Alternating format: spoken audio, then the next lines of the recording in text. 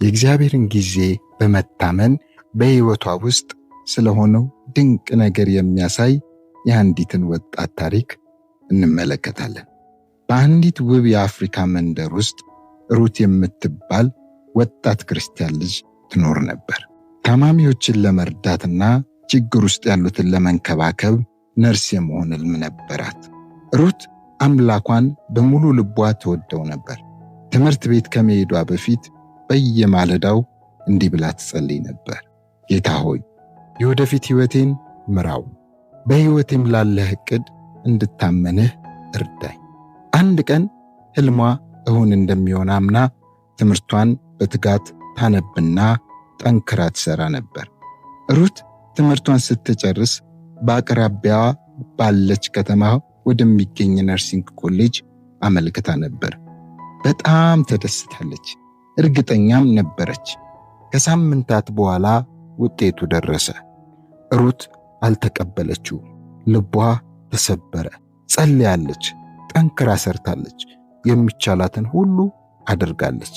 ግን የተከፈተ መስሏት የነበረው በር ተዘግቶ ነበር። ለተወሰኑ ቀናት ተስፋ ቆርጣ ነበር። እግዚአብሔር ይህንን ለምን ፈቀደ እያለች ትጠይቅ ነበር። አንድ ማታ የሩት አያት አጠገቧ ተቀምጣ ጥበብ ያለበትን ነገር አካፈሏት። ሩት ልጅ ሆይ የተዘጋ በር እግዚአብሔር እንደረሳሽ አያመለክትም አሏት። አንዳንድ ጊዜ እግዚአብሔር ከምናየው በላይ የተሻለ ነገር እያዘጋጀልን እንደሆነ ማሰብ መልካም ነው። እነዚያ ቃላት በሩት ልብ ውስጥ ቀሩ። ተስፋ ከመቁረጥ ይልቅ በቤተ ክርስቲያኗ ማገልገሏን፣ አረጋውያን ጎረቤቶቿን መርዳት እና በአካባቢው ጤና ጣቢያ በፈቃደኝነት መስራቷን ቀጠለች። በየቀኑ ትጸልይ ነበር። የወደፊት ዕጣ ፈንታዋንም ለእግዚአብሔር አደራ ትሰጥ ነበር።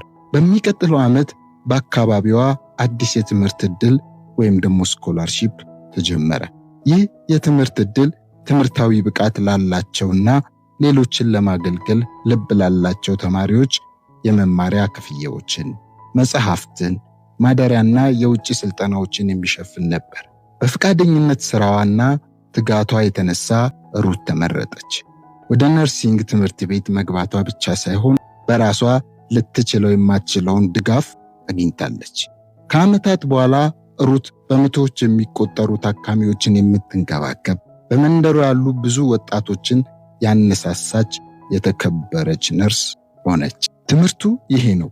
ወደ ኋላ መለስ ብላ ስታስብ ሩት የተስፋ መቁረጥ ስሜት መስሏት የነበረው ነገር በእርግጥም የእግዚአብሔር ዕቅድ አካል እንደነበረ ተገነዘበች።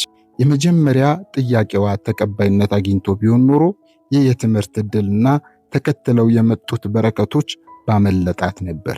የእግዚአብሔር መዘግየት ለታላቅ በረከት መንገድ አዘጋጅቷል። ቁም ነገሩ እግዚአብሔር ቆይ ሲል አይሆንም ማለት አይደለም። ሰዓቱን ታመኑ፣ ታማኝ ይሁኑ። የማታዩትን እንኳን እርሱ ለበጎ እንደሚሰራ እመኑ። መጽሐፍ ቅዱስ በዕንባቆም ምዕራፍ 2 ቁጥር 3 እንደዚህ ይላል፣ ራእዩ ገና ለተወሰነ ጊዜ ነው፣ ቢዘገይም ጠብቀው፣ በእርግጥ ይመጣልና አይዘገይም። መታመኑን፣ መጸለዩንና ወደፊት መጓዙን ይቀጥሉ። የእግዚአብሔር ሰዓት ምን ጊዜም ፍጹም ነው።